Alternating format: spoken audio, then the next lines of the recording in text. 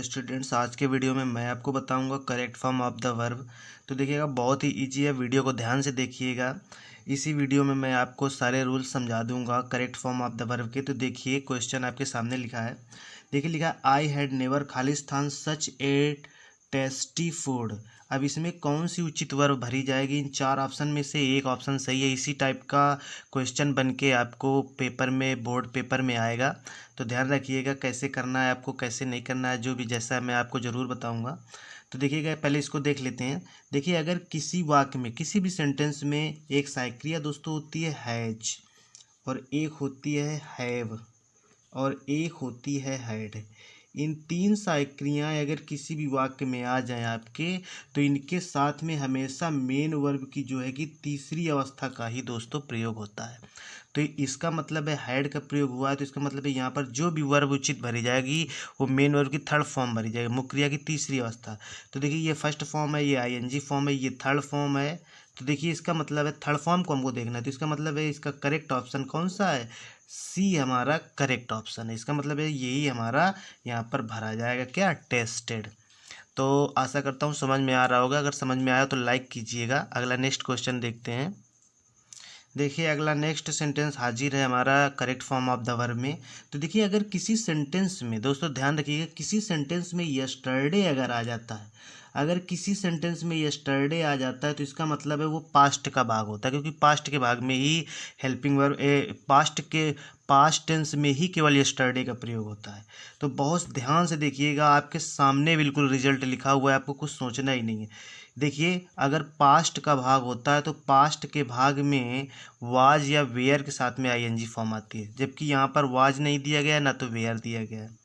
इसके बाद देखिए, लीव का सेकेंड फॉर्म लेफ्ट होता है, जो कि पास्ट इंडेफिनिट में यूज किया जाता है। ये प्रेजेंट कंटिन्यूअस टेंस है, इससे तो कोई मतलब ही नहीं है हमारा, इसको तो बिल्कुल हम रिजेक्ट कर देंगे। लीव फर्स्ट फॉर्म है, ही के साथ में कभी फर्स्ट फॉर्म नहीं आती है दोस्तों। अगर सहायक क्रिया कोई होती है, नकारात्मक वाक्य होता, तो हम यहाँ पे लीव ले सकते। तो इसका मतलब इसको भी हम इरर कर देंगे।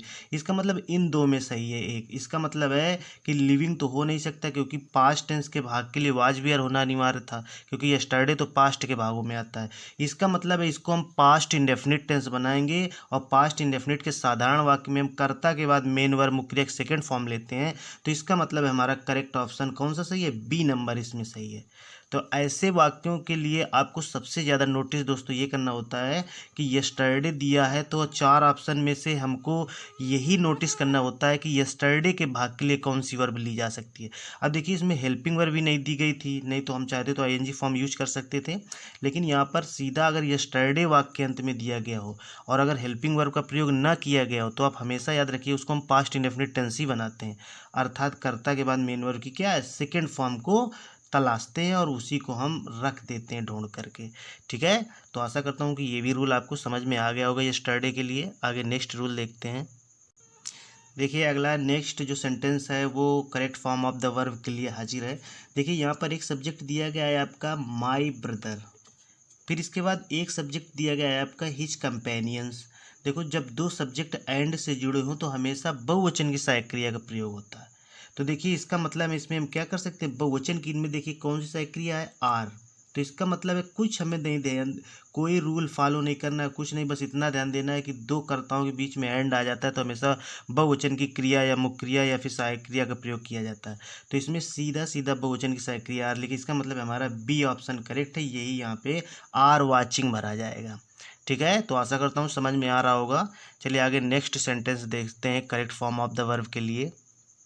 देखिए, नेक्स्ट क्वेश्चन हमारा correct form of the verb के लिए बिल्कुल तैयार है। दोस्तों हमेशा याद रखिएगा एक चीज़ को, मैं ये जो वीडियो बनाता हूँ ये पूरे आपके सब्जेक्ट वाइज है, मतलब सब्जेक्ट के हिसाब से क्या है कि पूरा कोर्स जो इंग्लिश का है, हाई स्कूल या इंटर लेवल का, तो इसमें हमारे चैनल में केवल जो कोर्स है पूरा, चाहे वो फर्स्ट पेपर हो या ग्रामर हो, चाहे कोई भी क्लास हो, 9, 10, 11, 12 जो भी है, वो सारा डिटेल दिया जाता है। तो अगर आपको पूरा कोर्स चाहिए तो आप चैनल को सब्सक्राइब जरूर कर लीजिएगा, ताकि आप तक हर एक वीडियो पहुंचता रहेगा।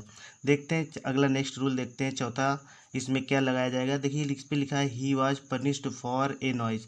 तो दोस्तों मैं बता दूं आपको, अगर कहीं किसी भी वाक्य में correct form of the verb जो आप पढ़ रहे हैं इसमें अगर वर्ब भरने के लिए आ जाओ, कहीं फॉर आ जाए, फॉर के बाद अगर मुख्य क्रिया भरनी हो, तो हमेशा एक फंडा याद रखिए, फॉर के साथ में हमेशा मेन वर्ब की फर्स्ट फॉर्म में आईएनजी का ही प्रयोग किया जाता है। तो इसका मतलब है इसमें आईएनजी फॉर्म कहाँ पर है दोस्तों, ये सेकंड नंबर। इसका मतलब है कि हमारा मेकिंग ऐप भरा जाएगा। फॉर के बाद हमेशा मेन वर्ब की फर्स्ट फॉर्म में आईएनजी ही लगती है। तो इन चार ऑप्शन में से केवल यही ऑप्शन है जिसमें आईएनजी फॉर्म लगी हुई है मेक में। तो इसका मतलब है हमारा यही राइट आंसर है। तो आशा करता हूँ आपको समझ में आ रहा होगा। बिल्कुल अगर समझ में आ रहा हो तो चैनल को सब्सक्राइब जरूर कीजिएगा और जितना ज़्यादा हो सके वीडियो को आप फैलाइए, जितना ज़्यादा हो सके अपने दोस्तों में वीडियो को शेयर कीजिए ताकि उनको भी चैनल के बारे में और इस प्रकार की मोटिवेशन जो एजुकेशन है, जो मेरा पढ़ाने का तरीका है, तो उनको भी पता चले। क्योंकि इसमें ऐसा तो है नहीं कि मान लो आपसे कोई चार्ज लिया जाता है, एकदम फ्री बिल्कुल एजुकेशन है, ये फ्री शिक्षा है बिल्कुल। आगे देखते हैं नेक्स्ट क्वेश्चन। देखिए दोस्तों अगला नेक्स्ट क्वेश्चन आपके सामने हाजिर है नेक्स्ट रूल के लिए। ये बहुत ही मोस्ट इंपॉर्टेंट रूल है। देखिए अगर वाक्य में सिंस या फार का यूज हो जाए तो इसका मतलब है वही हेल्पिंग वर्ब आएगी जिसमें बीन लिखा होगा।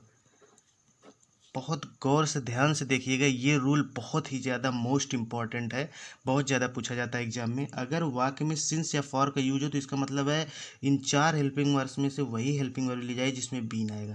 लेकिन दोस्तों देखिए इसमें चारों में बीन लिखा है, तो अब तो बहुत ही डिफिकल्ट है।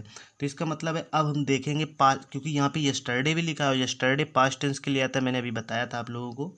तो इसका मतलब पास्ट के भागों को देखना है जिनमें बीन हो। तो पास्ट का भाग देखो, ये तो प्रेजेंट के भाग में आता है, ये भी प्रेजेंट के भाग में आता है, ये फ्यूचर के भाग में आता है। इसका मतलब है हमारा यही राइट आंसर है दोस्तों। बहुत ईजी है, बिल्कुल कठिन नहीं है। आप केवल वीडियो को अच्छे से फॉलो करेंगे तो आप जरूर 100% है कि सक्सेस जरूर होंगे। तो देखिएगा इसका मतलब है यहाँ पे सी नंबर हमारा क्या है दोस्तों, एकदम करेक्ट है। क्यों, यहाँ पे यस्टरडे है तो इसका मतलब है सीधा सीधा कि हमको पास्ट के भाग को देखना है। तो ये प्रेजेंट की भाग की हेल्पिंग वर्ब है, ये भी प्रेजेंट के भाग की है, ये फ्यूचर की है, तो ये हमारे पास्ट के भाग है, हैड बीन का प्रयोग किया जाए। इसका मतलब यहाँ पे हैड बीन भरा जाएगा। चलिए आगे नेक्स्ट रूल देखते हैं correct form of the verb के लिए। देखिए दोस्तों हमारा नेक्स्ट क्वेश्चन तैयार है बिल्कुल correct form of the verb में। तो देखिए इसमें लिखा है Mohan had played before I. अब इसके बाद तो दोस्तों हमेशा याद रखिएगा, मैं एक फार्मूला आपको बताए दे रहा हूँ, ध्यान दीजिएगा। देखिए अगर जैसे ये बिफोर लिखा हुआ है, बहुत नोटिस करिए, तो बिफोर के बाद का जो वाक्य होता है वो हमेशा पास्ट इंडेफिनिट बनाया जाता है, और वो भी हमेशा ये सिंपल ही रहता है। इसको भी ध्यान देना इस चीज़ को। पास्ट अगर ये जैसे वाक्य में देखो ये बिफोर है, तो बिफोर के बाद अगर सेंटेंस बनता है तो वो पास्ट इंडेफिनिट बनता है दोस्तों, और हमेशा वो साधारण में ही रहता है। और बिफोर के पहले जो वाक्य होता है वो हमेशा पास्ट परफेक्ट में बनाया जाता है। तो देखो पास्ट परफेक्ट तो ये बना बनाया है, हैड के साथ में मेन वर्ब की थर्ड फॉर्म आ जाए तो पास्ट परफेक्ट। लेकिन बिफोर के बाद में हमेशा पास्ट इंडेफिनिट बनता है। पास्ट इंडेफिनिट का मतलब होता है कि कर्ता आएगा और कर्ता के तुरंत बाद मेन वर्ब की सेकेंड फॉर्म होनी चाहिए। तो इसका मतलब है कि कर्ता तो है, कर्ता के बाद मेन वर्ब की सेकंड फॉर्म, तो इसमें हम ढूंढेंगे मेन वर्ब की सेकंड फॉर्म कहाँ है। अगर जहाँ पर जिस ऑप्शन पे मेन वर्ब की सेकंड फॉर्म होगी वही हमारा राइट आंसर होगा। तो देखिएगा ये कम, ये हमारी फर्स्ट फॉर्म है। केम देखिए यहाँ पे सेकंड फॉर्म है, इसमें आईएनजी फॉर्म है, इसमें फर्स्ट फॉर्म में यस यस है। इसका मतलब है हमारा राइट आंसर कौन सा है, बी केम। यहाँ पे क्या दोस्तों भरा जाएगा, केम भरा जाएगा। तो आशा करता हूँ कि आपको समझ में बिल्कुल अच्छे से आ गया होगा, और ये आपको अच्छे से समझ में आया है तो चैनल को सब्सक्राइब जरूर कर दीजिएगा। धन्यवाद।